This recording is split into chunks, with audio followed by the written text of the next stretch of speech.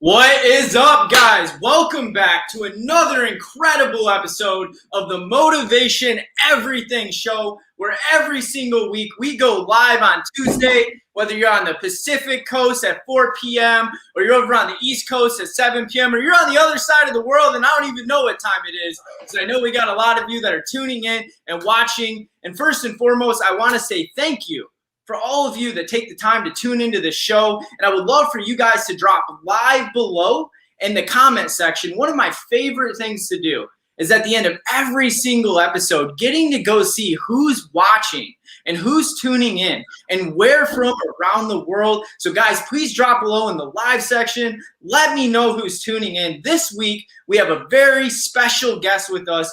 I've been looking forward to having Jared on the show for a while now. He is doing some phenomenal big things, authored an incredible book that just launched. I mean, it was in the top charts on Amazon for several weeks running in multiple categories. So guys, please help me give him a warm welcome as I introduce him. Drop down in the chat, make him see the love. So today we are hosted by Jared Springer, father, entrepreneur, and author of I'll Be Happy When. After building a life most people only dream of, Jared Springer realized he was no happier than when he started. How many of you have felt that way? Because I know I have. This set him on a mission to figure out why he would always catch himself saying those words, I'll be happy when. Jared has been coaching, teaching, and helping others from all over the world learn how to find happiness while expanding their business and increasing their income in the process. Jared, we're so glad to have you on the show, brother. Woo! Very happy to be here. Thanks, Cody. Absolutely, man. So Jared, tell us more about yourself. What is your story? How did you get to where you're at now, to where you're authoring books and making these big moves? So my life has a weird path. You know, everybody's life has a different sort of path. And so I came up because really I had no other choice. I was in a ton of debt, and then from my son's surgeries, and then I ended up waking up one day. I couldn't feel my legs. I was essentially crippled. I crawled out on my forearms to my son, pulled him out of his crib, and called my wife. And I was rushed to the ER, and they said, hey, you have two choices: either have emergency back surgery or never walk again. Not a really hard choice if you ask me. And so that threw me from a life of being a entrepreneur, which is like I always wanted to be an entrepreneur, to I no longer could work. And so I started flipping items on Amazon and eBay until I finally created a brand and built a big business. And I built it up over 4 or 5 years, built up this really big business. It was making a ton of money. Sold the business because I wanted a break, and then realized I still wasn't happy. I was at my final I'll be happy when moment. I moved across the country. I completely changed my life. You know, I moved to southern Utah, which is beautiful. And I realized I had everything I ever wanted in life, and I still wasn't happy. So I started writing. More so for me than for anyone. I never thought I would actually publish this book. It was more so me just writing my random thoughts down on a keyboard. And once I got done with it, I realized, there's so many people who are going through this same thing where they're trying to hit that next level, and they're delaying their happiness, they're delaying their life, they're delaying starting whatever until they reach another level. And so that's why I named the book I'll Be Happy When, is because most people do that. They delay their happiness to a future point in their life. And that's why I named it I'll Be Happy When, is to kind of kill that curse where you just delay your life until a certain point and start living your life now. That's powerful, man. And so many people get caught in that, though. And I'm curious, what are your thoughts around that you're hitting that achievement, but then always wanting more? So I think it's important that everyone gets it wrong. Like they think, oh, well, you're saying don't have goals. I'm like, No, you got to have goals. You got to have things you're looking to do, but there's a way to design it around a journey and actually enjoy the process versus only thinking about like, okay, once I get to this point, then I'll be happy. Because that's what most people do. And then they get to that point, they make all the money, they get to wherever they want to be, and then they realize I'm still not happy. I still don't have what I actually want as a person. I just met that goal. So that's really what it's about, is kind of designing a journey around your life and appreciating what you already have while still going for those big, big goals. I love that, man. And I'm such a big advocate of that too, because like we've all heard before, it's not the destination. It's the journey it takes to get there that really matters. You know, it reminds me of a time that I was sitting down with this guy. He was extremely successful. And one of the tactics I'll share with the audience that I've used, guys, to get to have conversations with very highly successful people is offering to buy them lunch. And I bought this man lunch, and we were sitting down, and needless to say, he probably had about 3 companies at the time. He was making all of the millions. And I was asking him questions, and he told me, he's like, Cody, it's not about the money. It's not about the millions. It doesn't matter. He said, you can take away everything that I have today. You can wipe my bank accounts completely clean, and I'll make it all back tomorrow.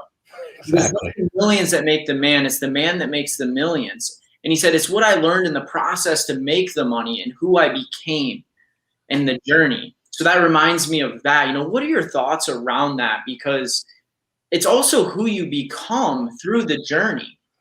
Yeah, so I call it the good old days syndrome. Like everyone has, where they look back and they think back to a time in their life and they're like, man, life was good then.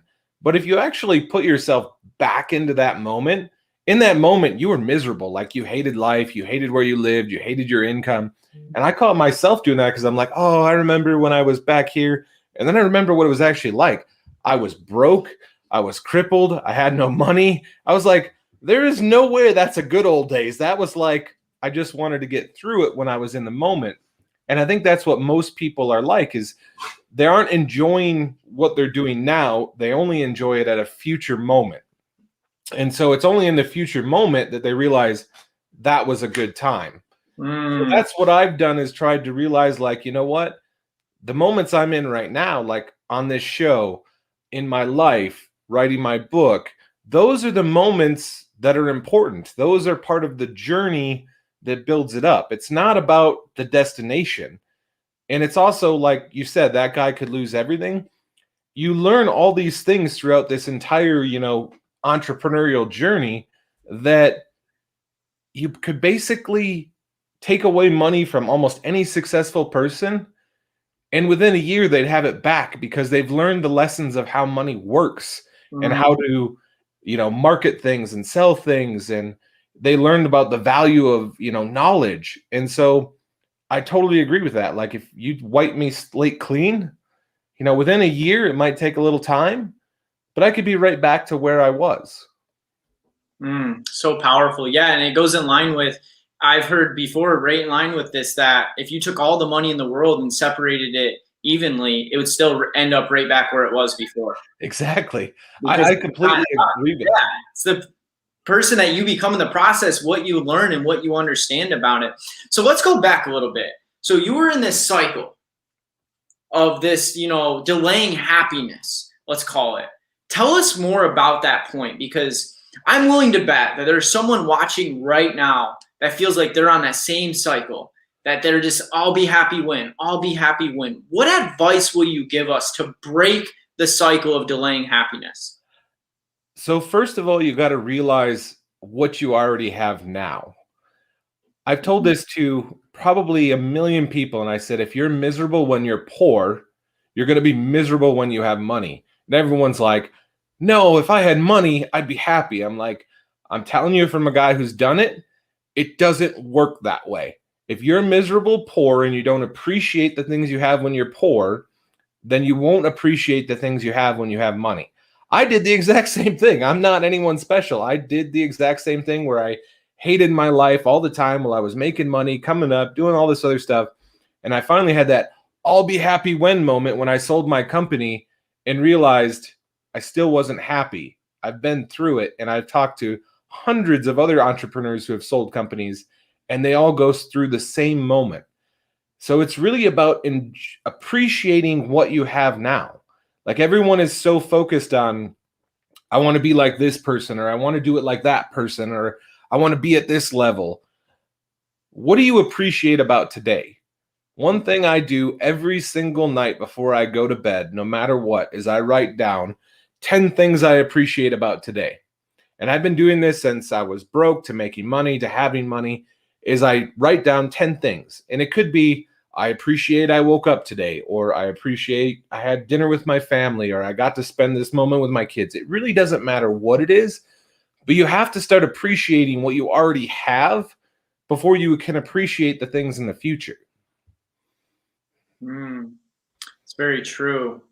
So if you guys are taking notes on this, because so often in life, I think that we don't stop and actually realize what we do have too. Like, I know for me, I'm a D-type personality on the disc, and I'm not sure. Are you familiar with disc at all? No. So it's a personality profile too, similar to Myers-Briggs, a little simpler. And I'm a driver. I'm constantly driving forward. And one thing I've really had to be disciplined on is learning.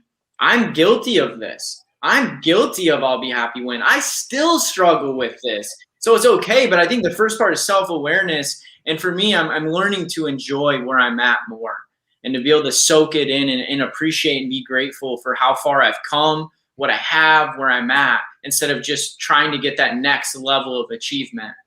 Yeah, I've taken many personality tests. I've just never taken that one. And one of them was like, what was your why? And I went through all the questions, and they said, your why is a better way.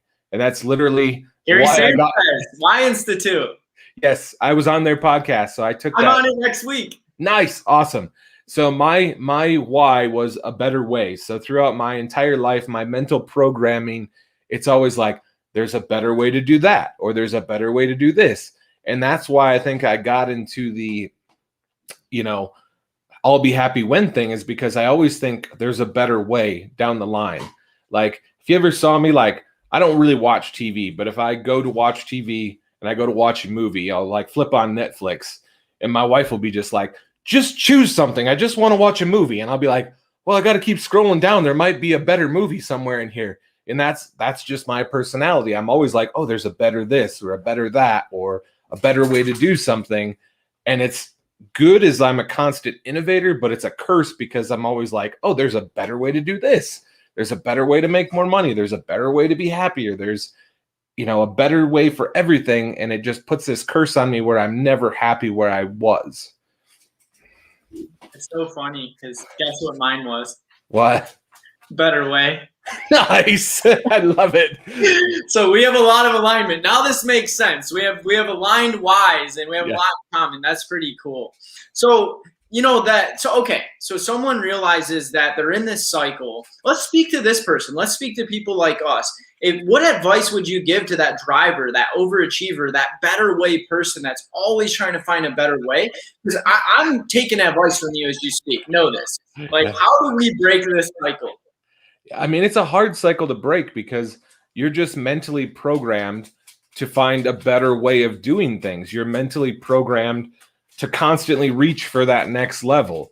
And in some ways, it's amazing because you're very driven. You want to achieve great things. You want to help out a ton of people. But it's all about getting back into like the moment you're living now.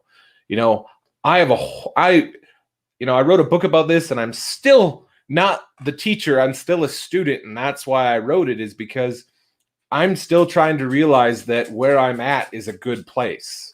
Where I'm at is where I should be. How to enjoy this journey. And my dog is over here scratching. Lolo. Giving some good background noise for the show. Yeah, she's over there like, and I'm like, be quiet. But that's just, you have to start to enjoy what you already have. And I know this is hard, but I've started to write about it every single day. Like, no matter where I'm at, I appreciate the things about today. And then I take note. I have this thing called 1% better. And so every night I also write down how I was 1% better than I was yesterday. And sometimes I'm not 1% better, and that's just the way it is. But I'm also, many days I do 1% better in certain areas of my life. And what it does is it creates a paper trail that I can look back, because I read it in the morning, about how I appreciated the things yesterday, how I was better than the previous day. And it starts to create a pattern of you like realizing how good you have it now. Because I think most people, wherever you live, we live in a time where it's a very easy life. And I say that very, down low, but we have most of the essentials that we want.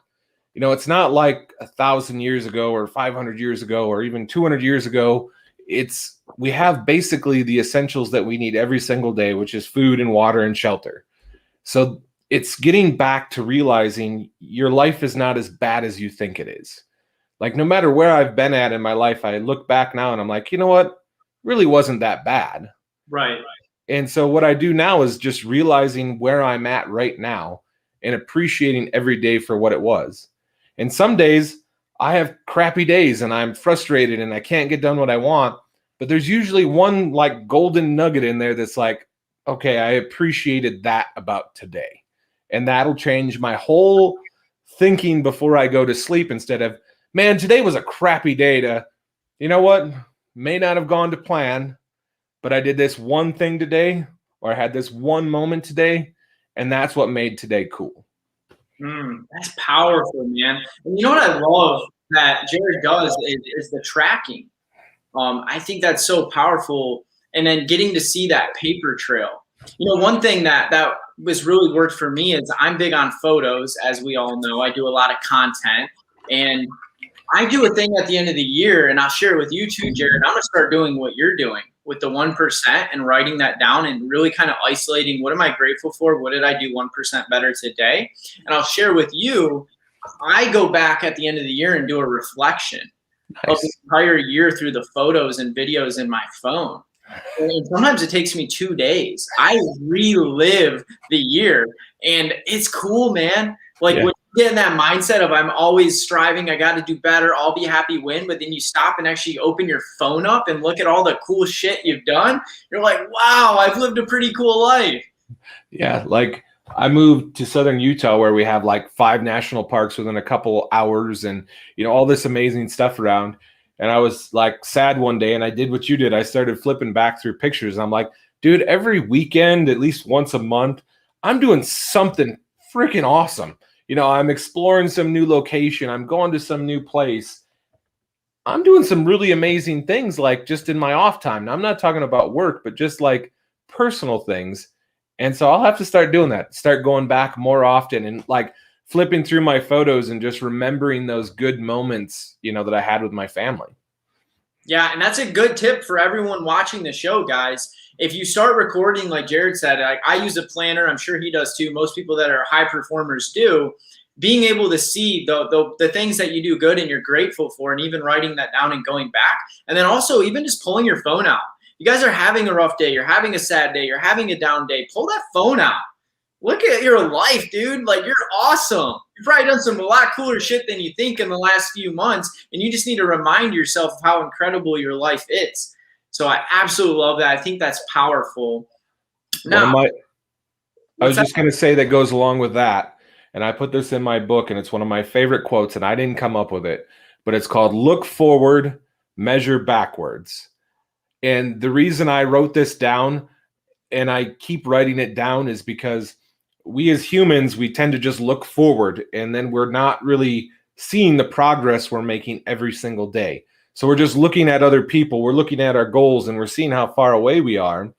So that's part of it. But if you look forward and then measure backwards, like you say, with your photos, with what I write down, you're looking backward, be like, I look back like once a month and go, what did I do this month? If I don't actually do that, I'm like, man, I didn't do crap this month. But when I actually start looking back at my journals and everything I wrote down, I'm like, dude, I did some amazing stuff this month. I like pushed outside my comfort zones. I started doing this. I made this deal. I made that happen. And just measuring backwards of where you came from. And you can do it by month or you can do it by year. I mean, when I see like Facebook memories that pop up from 5 years ago and, 5, 6, 7 years ago, and I was living in a tiny little 2-bedroom crap box house that was falling apart. I had no money, no nothing. My kids were just splashing around in the backyard mud. And I'm like, you know what? That wasn't that long ago. Like when you actually look backwards, you realize that it doesn't take that far to go forwards. Everyone seems to think it takes like years and years and years, but in 1 year, you can make like a huge shift. And unless you start looking backwards, you don't realize you even made it. Yeah. We always are looking at how far we have to go, never how far we've actually come. Yep. That's awesome. Well, I have a question for you. Often in time, you meet people that post high school and college days, they're always talking about the glory days, right? I mean, and I at one time had a little small stint of that, but now my life's become what I'd like to call pretty awesome now in the present. And I caught myself doing that, several years ago. And I meet a lot of people, Jared, and they're like, yeah, back in high school, we're doing this, back in college. And it's like 10 years later, and they're still stuck in those glory days. I want to know your thoughts on that. What advice you would give to that person that's still trying to just relive the glory days, which is really just memories from the past, but never enjoying the present? So I think when you only look at the past, like glory days, you're never looking at the now or the future. And I know people like this that, they say, well, when I was younger, I did this. And when I was in high school, I did this. And I'm like, you know what? I was in high school. I was a nerd, a dork. My high school years weren't my best years in my life. Like maybe that's just personal differences, but anyone who looks backwards, you only look backwards to measure how far you've come. If you only look back and realize those were your best days, then you need to do something about what you're doing right now, because obviously you're not doing what you should to follow your dreams. Like there's so many opportunities right now that people look back and say, oh, what about these days and those days? I'm like, what about them? I mean, seriously, like you have to focus on what's happening right now. And I think that's one of the things that I'm big on right now is just realizing where I am today, appreciating about today, and trying to move forward to where I want to go, and only using backwards as a measurement stick of how far I've come. If I haven't moved anywhere in 10 years, then there's something wrong with your life at that point if you're still in the same place you were 10 years ago. I think as people, our biggest thing is like leveling up, going to a new level, doing something new almost every single day. When I worked a job, I literally changed jobs every 2 years. And everyone always asked me, because it's not like I'd screw off at the job and I wouldn't go anywhere. I'd do a job, master it, become number one in sales, do whatever, become the highest paid employee. And I'd be like, peace, I'm out. And everyone would be like, what are you doing? I'm like, that's just my mentality. Once I've learned what I've learned and there's nothing to grow, then I get bored. And so maybe people have different personalities and just need to adapt some of that. Now, I'm not saying you got to change your whole life overnight, but just start changing little things and then see where that gets you. We have a lot in common. Any job has never been fired. Never been fired. Let's go, baby. Now we work for ourselves. So yeah, it's pretty awesome. But, it's crazy because you're what I would label as a high achiever, Jared. You've done some pretty awesome things in your life. You built, scaled a company, you sold it, and you realize that money doesn't buy happiness. No. Take us back to that moment. You were successful. Money wasn't a problem anymore, but it wasn't enough. Tell us about that experience and what you learned through it. So it came after I sold my company. So I sold my company after we got through the transition period, which takes a couple months. I took a month-long vacation with my wife and kids because we wanted to move from cold AF Wisconsin to somewhere where it was sunny and warm, and that's how we ended up in southern Utah. So I took this month vacation, which was awesome, but I realized there was a problem right away. I was so used to working 18 hours a day, 20 hours a day, that I didn't know how to take a vacation. Like literally, I did not know how to take a vacation. Every vacation since I've been an adult has been a working vacation. You know, working after the kids go to bed, checking emails, checking messages. I had nothing to do and I didn't know what to do. And that was scary to me. Like it was super scary. Like I didn't know what I should do. Like when the kids went to bed, normally when we went on vacation, that's when I whip out my laptop and I'd start working. The kids would go to bed and me and my wife would sit and look at each other like, oh, you're still here. It's like, I was like, I didn't know what to do. I didn't know what to do. And so then we eventually settled on St. George. We looked in San Diego and Orange County and Central California and Park City. And we ended up loving Southern Utah where we live now. And we moved across the country and I was so busy that, I didn't really realize what was going on because, I was packing boxes, I was moving across the country. And it was once we got settled that every day I could not get out of bed because I had nothing to do.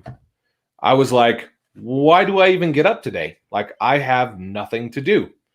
And some people like dream as that for their future, like where they can just get out of bed and not have to do anything.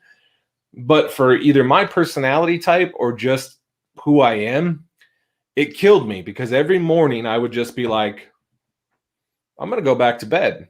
And so it started this path of realizing like I had worked like 15 years building stuff, doing all this stuff, working 20 hours a day. I didn't have fun. I didn't know what fun was anymore. Like I literally had no idea. I didn't know how to have fun. I didn't know, what to do during the day if I had nothing to do. And so I went back to like trying to think like a 5-year-old. I'm like, what did I used to enjoy when I was 5 years old? I'm like, I love playing outside. Okay, well, today I'm going to get outside every day. And then I bought a Can-Am side-by-side so I can go fly around out in the desert. And then I bought dirt bikes. And that was just kind of the start of me realizing like there's more to life than work. Most people work their entire life until they're retired and then their bodies are dead and they have nothing that they can do anymore. I never wanted to be like that. I realized like, okay, I'm still relatively young. I'm going to do all the stuff that I always wanted to do that most people wait. So I started traveling. I started making friends with tons of people. And then I started writing my book. And then I started helping out all my friends who I'd met who were business owners and just started to realize like how much I enjoyed helping people out. And so that's how I found my purpose again, was figuring out that by helping out, you behind the screen or writing my book or anything else, that's what gave me the enjoyment out of life. It wasn't making the money. The money was cool. The money gave me the experience to now go to somebody who's in a place where I was and be like, hey, this is how you do marketing. This is how you do business. This is how you do that. So it was all part of the process, but the money was not what made me happy. It was finding out what I always wanted to do, which was be a teacher, to help people out, to watch people's faces when they grow. And I'm sure that's probably why you're in this industry. When you watch somebody turn around their business or revolutionize their life, that's what it's all about. And so that's how kind of I got into all that long-windedly. No, that's powerful. That's what we want. We want to pull that out of you. You found your purpose again. That rung loudly when you said that to me. I think that too many people in the world struggle to even find their purpose and furthermore to live it out. Yeah. Depression, all-time high. Stress, all-time high. Suicide rates, all-time high. People are sad, they're depressed, they're stressed, they're not happy. Exactly. So that's kind of why I wrote the book and why I went through all this process. And somebody asked me a weird question the other day. They're like, will you ever retire? And I'm like, I hope not. Like, I always want to be doing this. I can do this, I can help people out no matter what age I'm in. And I think most people, the reason they're so sad, depressed, suicide rates are up, is because they have no purpose. They were like me. They may not have the money aspect of it, but they had the same thing where they struggled to get out of bed because they hated their job. I've been there. I've done that. I had those shitty jobs that I hated, that it was hard for me to get out of bed. And luckily, I found this path, but I think more people need to find that path and figure out what makes them happy, and then try to build either a business around it, or even if you can't build a business around it, just do more of that. Like, just go out and do the things that you enjoy in your free time. Make time to go do things you enjoy, because too many people wait until they're almost dead to enjoy life. And the whole point of this life in the first place is to enjoy it throughout the process. You said make time to go do things that you enjoy. You think that's common sense, but it's not. It's not common practice, I can tell you that. No. And that's the worst thing in the world, is to get through life, be at the end of it, and to look back and say, man, I didn't even do anything I really enjoyed. No. And that's one thing I never want, is to get to that point in my life where I'm like, oh, I lived this, but I could have done that. No, I want to do that stuff now. I want to enjoy my life now. And everyone thinks I'm like this great messiah who knows all this stuff. This literally only came about in the last couple years. Like, I was a miserable man who just worked 24/7. And yes, I made some money. And I think money is very important to do the things you enjoy, but there's other things to do. One point I want to make is I used to work 18 to 20 hours a day. I guarantee you I was probably only productive about 6 of those hours. I was just grinding it out and I never did anything cool. Whereas if I would have just taken a couple hours out of each day to do something I enjoy and then got back to the other stuff, I think I would have been way more productive, because I'd have had more energy. I would have been happier. I would have just dove into those things and been like, okay, I had a couple hours for me time and did something I enjoyed. Now back to work. This is why I'm doing this, is because then I can do that. Whereas so many people just do the stuff they hate over and over again without doing the fun stuff. 100%. And I've learned that. And in business, is for our entrepreneurs out there, people that want to be entrepreneurs, or whether you're a business owner, so often we get caught in the grind that all we do is work, obsess about our business. And I encourage you guys to take time to enjoy your life, to make time for the crazy thing is, I live like this now.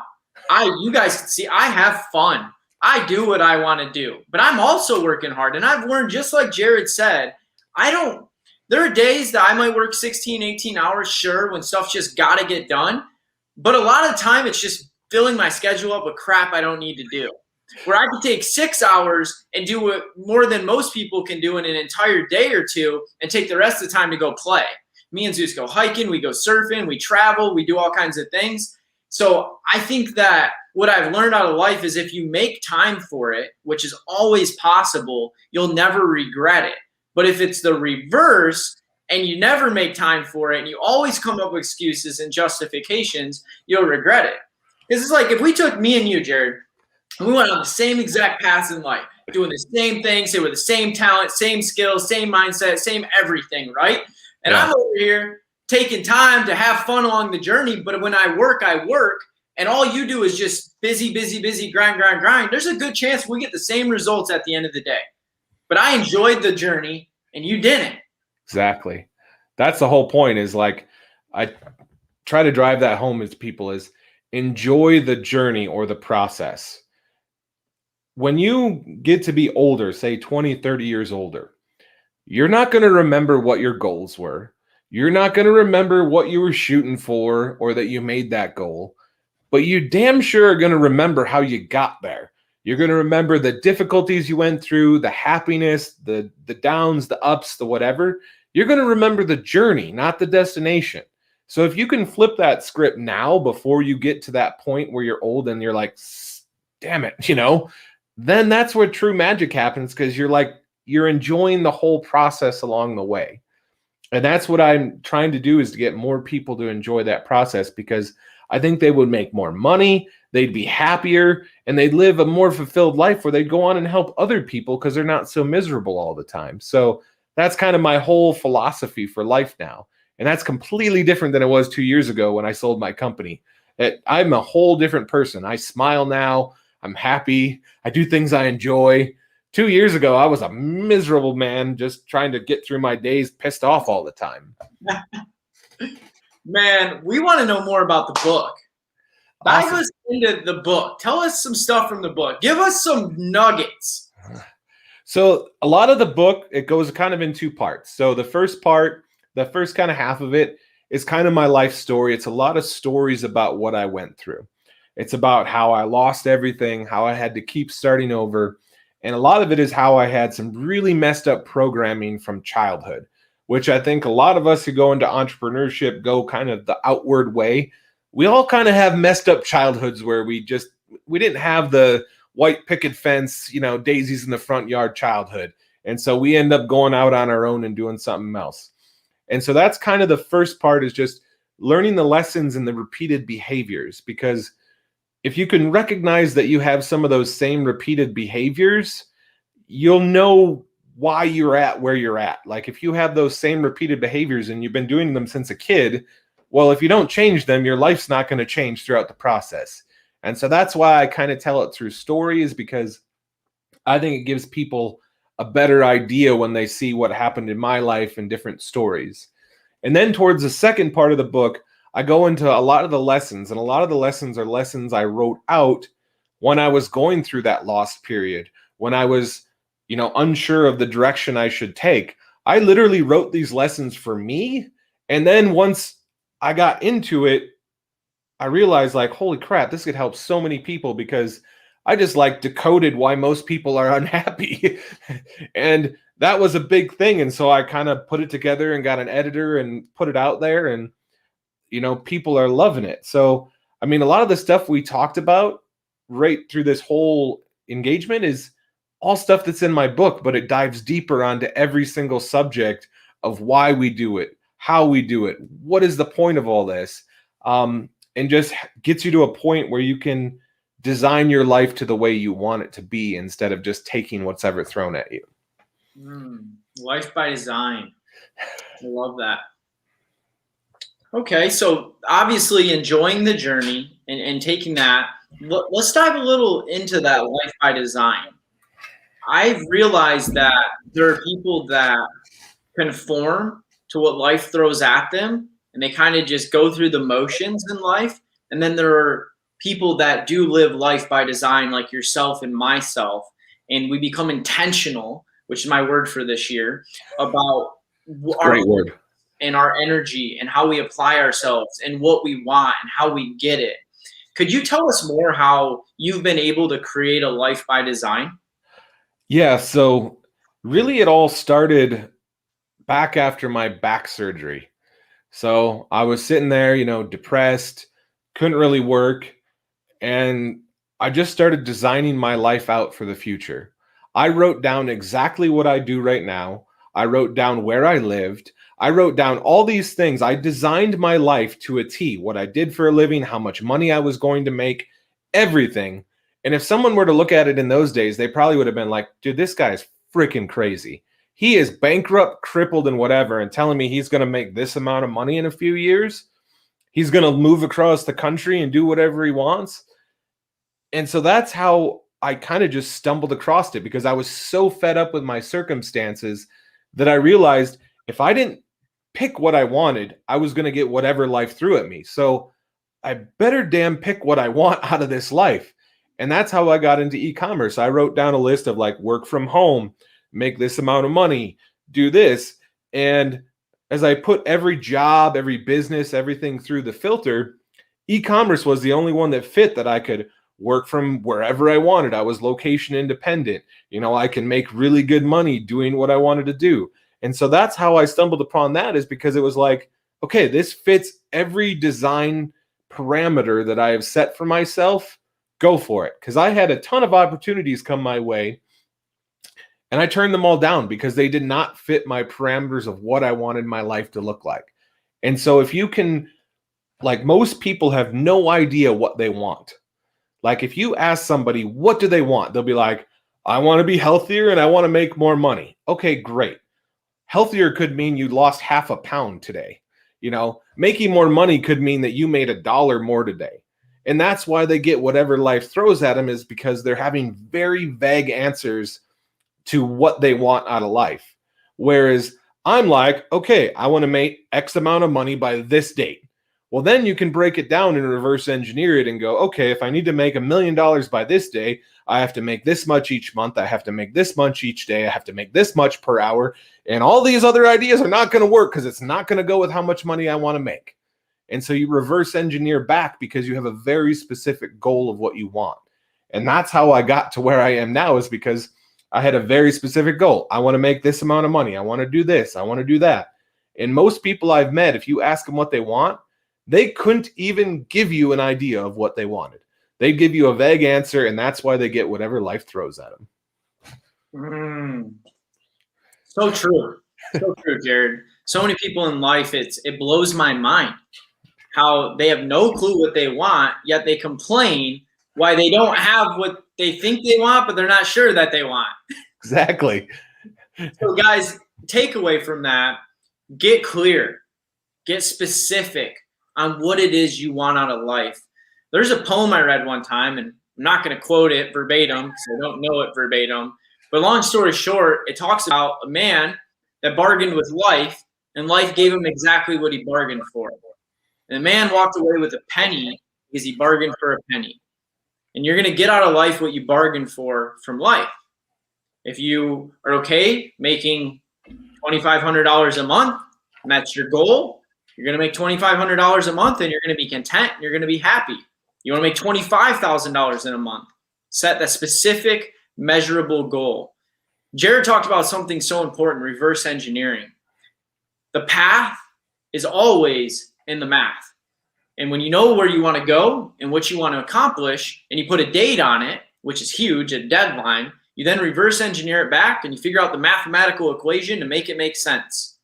You want to make $1 million in a year? Break it down. How much money every day do you need to be making, and what ways can you do it? On my computer, actually, I'll share it with you guys because I actually have this in front of my face every day. I have right here, if you want to make $1 million, you need 5,000 people to buy a $200 product. You need 2,000 people to buy a $500 product. You need 1,000 people to buy a $1,000 product, 500 people to buy a $2,000 product, 300 people to buy a $3,333 product. And then I have it broke down in subscriptions as well. The path is always in the math, my friends. And people that break that math down, reverse engineer it, know where they want to go, when they want to get there by, they are the ones that get what they want out of life. They're the people that you keep calling lucky. I hate the people call me lucky. Oh, me too, man. It grinds my gears. Whenever somebody sees like what I do now or my life and they're like, man, you're just lucky. I'm like, so I was lucky that I was bankrupt, crippled, almost lost everything multiple times through my business, kept going forward and everything else. I'm like, no, I tell people the definition of success is not the lack of failure. The definition of success is failing over and over again and keep going. And that's what I did. Everyone seems to think I never failed. That couldn't be further from the truth. I failed more times than probably anybody could imagine. But the difference is I learned from it and then I kept going.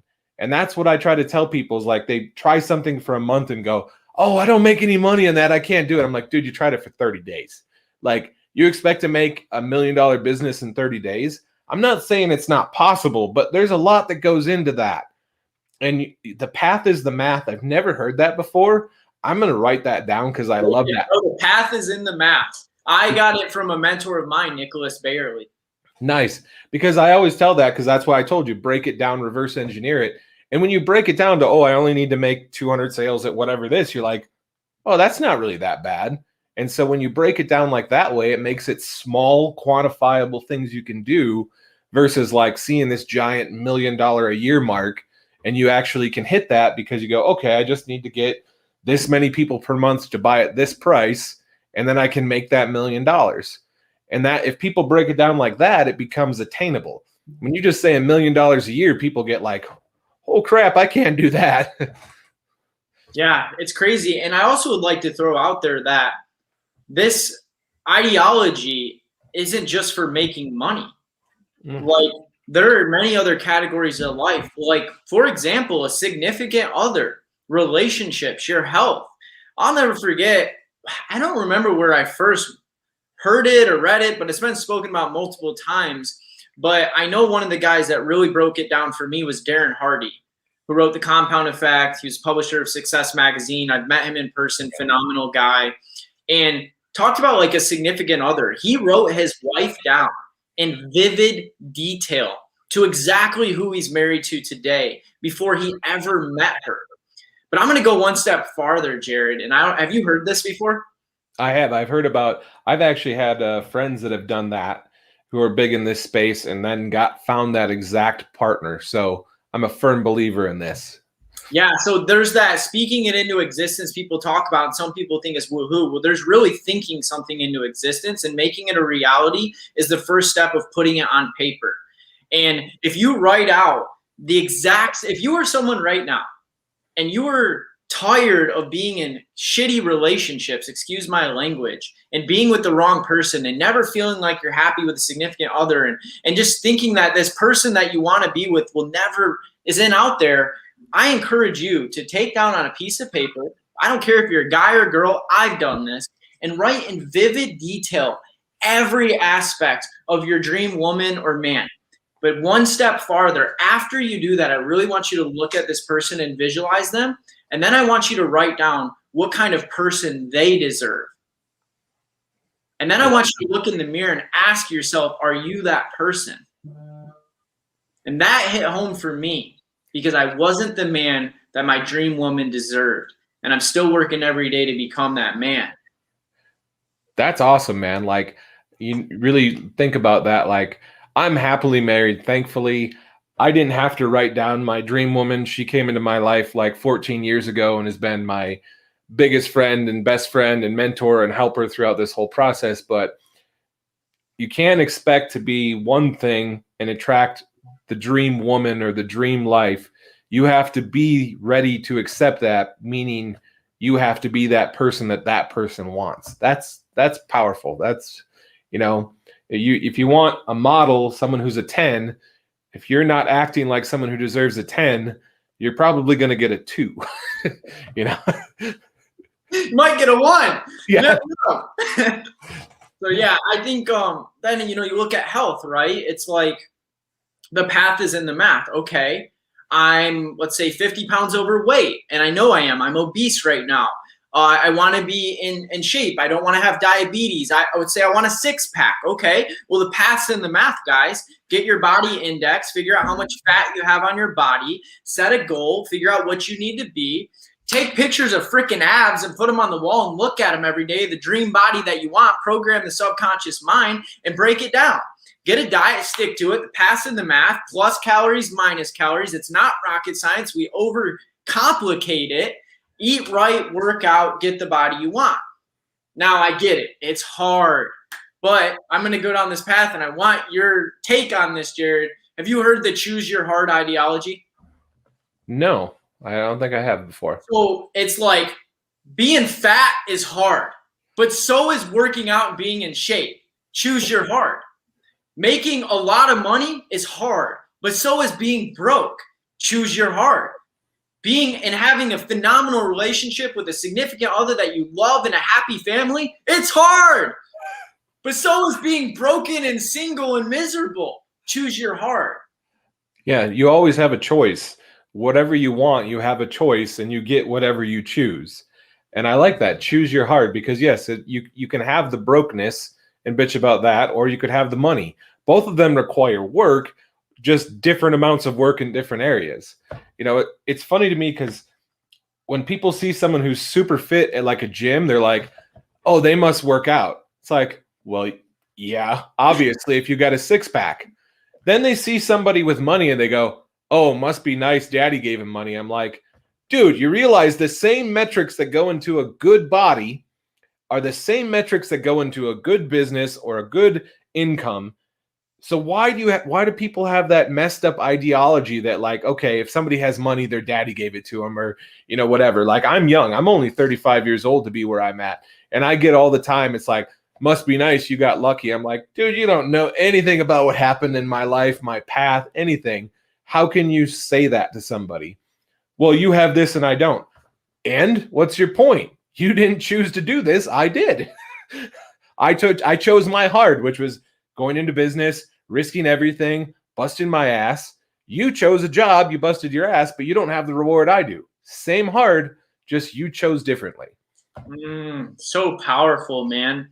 I'm curious on your thoughts on the compound effect for becoming successful. Because you're a guy that lost it all and came back. You went through a lot, the back surgery, like you've been through a lot of things in life. Like, could you give some advice to the person that wants to be successful, and let's go there financially, and make a lot of money, but is feeling defeated, and kind of maybe tie in a little bit of the compound effect and how you use that to create the life by design that you have?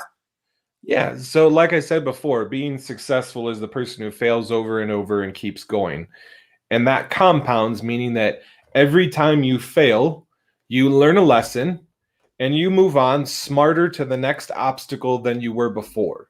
And so that just keeps compounding as you keep going down your entrepreneurial journey, because every time you fail, as long as you learn a new lesson and you actually take to thought what happened, you move on, you come to another level, you make more money. Everything in life, like, I don't remember who said it, but compound interest was like the seventh wonder of the world. I think it was like Charlie Munger or something, big time Berkshire Hathaway investor. But anything in life compounds. If we go back to body and fitness, if you work out every single day, it compounds. Your body gets healthier, you get more energy, everything else. If you work on your business every single day in a focused way, it'll compound every single day. Your business will get better. You'll make more money. You'll do that. Where most people mess up is they lose focus on whatever their outcome is that they want to reach. So they're focused for one day, then the next day they don't do anything. And then the next day they don't do anything. Oh, back at it. I'm going to go really hard this day and then off of it again. If you stay focused and compound whatever you're trying to do over and over, you will get to where you want to go. It's like a mathematical impossibility that you don't get there. Like, it is almost impossible. You won't be successful if you do it every single day and it compounds. Whereas people, it's like a good body. You can't go to the gym every single day and work out for 2 hours and be fat after a year. It's physically impossible. Well, maybe not if you, depends on how you eat, I guess. But what I'm saying is, if you're focused on something long enough, it compounds over and over and over again. And it's mathematically impossible that you won't get what you want. That momentum kicks in too. And momentum's so powerful, especially in business, you know, and the first time you start seeing those changes on your body and you get excited, relationship, you know, it's going extremely well. And I feel like on top of that, the shiny object syndrome, I think that's a big thing that holds people back too, is they don't stay focused on one thing. They start on it and they're like, oh, this looks really cool. And wait, this guy's doing this. And oh my God, she's doing that. And I'm going to do all 5. And they never do any of them great. They do a couple of them okay, and they never go the distance. Did you ever struggle with shiny object syndrome and spreading yourself too thin? I did. You know, when I first started out, I'm like, you know, oh, I could make money this way, or oh, I can make money this way, or oh, I could make money over here. Oh, I could do this. And it wasn't until I believe it was Ryan Stewman, one of my mentors, he got big on it into being in focus. That's one of his most important like mottos that he preaches now, is just being focused. And so once I got focused on one specific outcome, I wouldn't go on to the next until that was done or it was mastered. So a lot of people, especially with businesses, they're like, oh, I'm going to advertise on here and on here and on here and on here, and I'm going to do this and I'm going to do that over there. What I did at all my businesses is I'd start advertising on one platform, master it for that business. And once it was profitable and I was kind of automated, then I would move on to Google or YouTube or this place or that place. And people get the shiny object syndrome. They lose money everywhere because they start doing 10 different things and they haven't mastered one. You have to master one thing before you can go on to the next thing. So powerful, man. And the biggest mistake that I see in entrepreneurship might be that. It's up there in the top 3 for sure. I would say that's most people's biggest mistake, is the world right now, there is so many opportunities in so many different areas. You got to pick one that you're passionate about and focus on that. So like, you didn't see me going into writing a book and coaching and doing all this other stuff while I was still running all my e-commerce businesses and doing all that.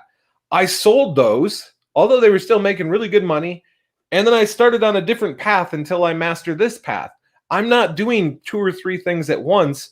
I'm only doing one thing well at a time. Mm. You know, it reminds me of Matthew McConaughey also came out with a book recently, Green Lights. And in there he talks about he had this going and this going and this going and this going and production company, direction, all these different things going on. And he came to that same realization. And he dumped in and went all in on what he was really passionate about in his acting. And that's when things really, started to take off for him. So I want to encourage you guys that are tuning in right now and that watch the replay to think about, what is your one thing? What is your one thing? And are you going all in on it? Are you doubling down? Are you tripling down? Are you mastering it? Because what I've learned, and I'm sure Jared could agree with me, is making money is actually really easy.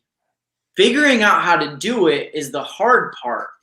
But we live in a world, we have so much information, that's not the problem. Actually figuring out how to make money is actually not hard anymore. It's pretty freaking easy. You can YouTube and Google a million ways how to do it. Problem is, you're not picking one, you're not sticking with it, and you're not going all in. What's your thoughts on that, Jared? I 100% agree on that.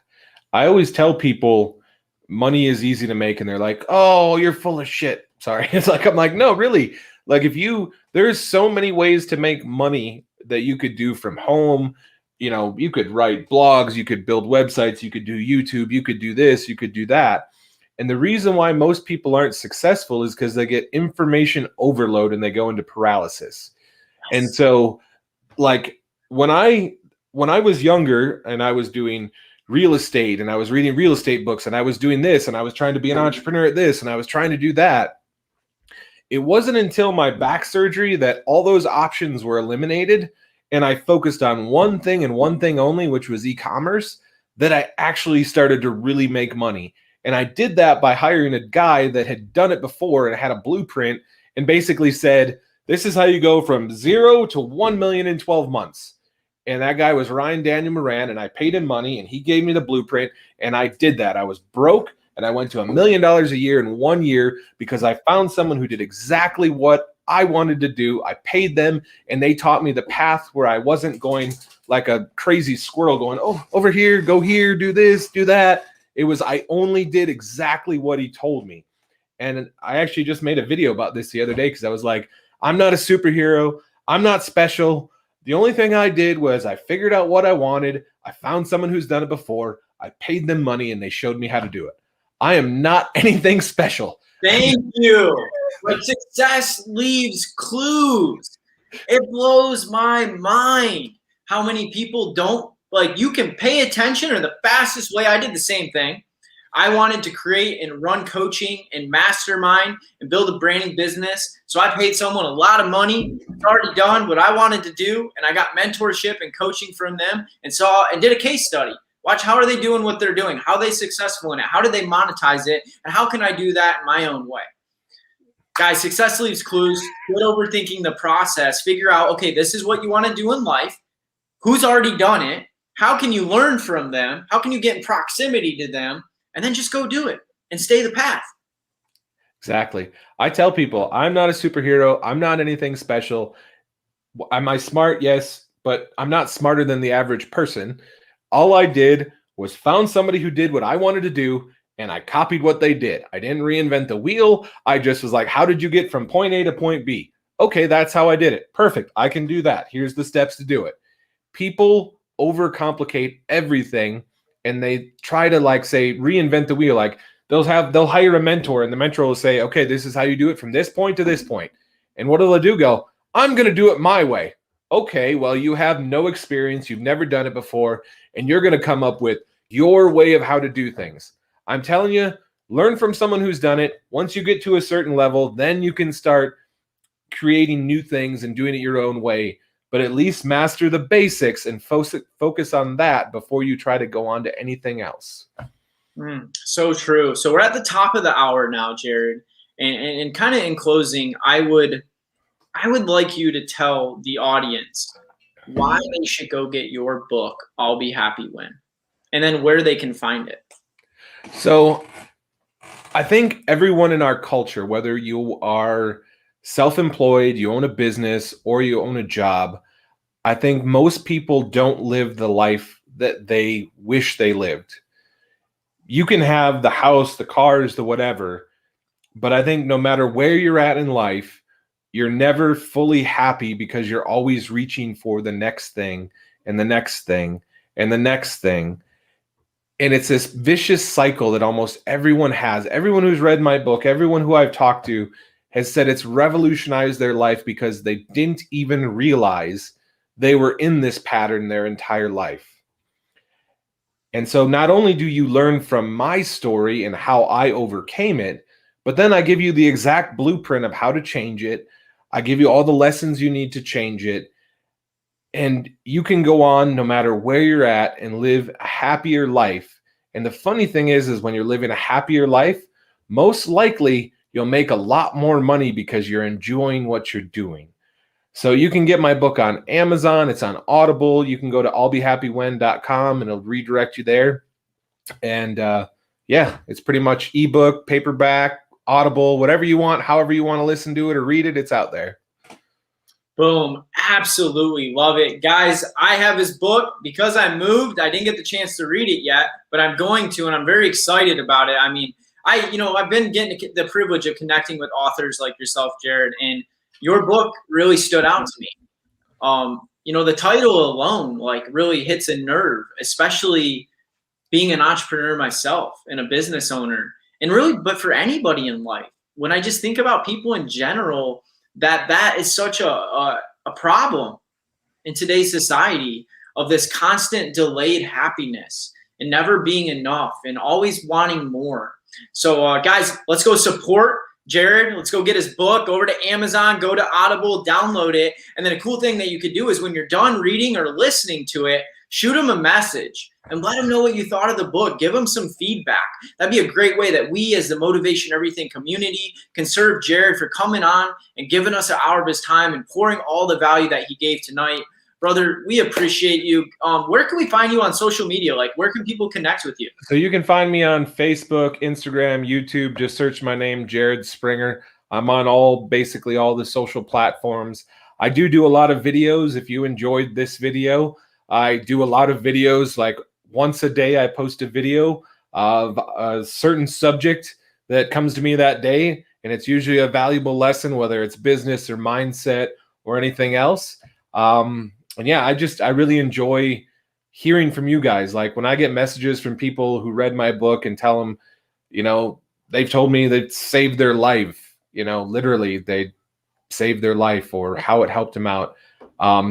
That's why I did it, because I'm actually a very private person and it was really hard for me to put this book out there. And now that it's out there, I'm so happy that I did because of all the people and what they're getting out of it.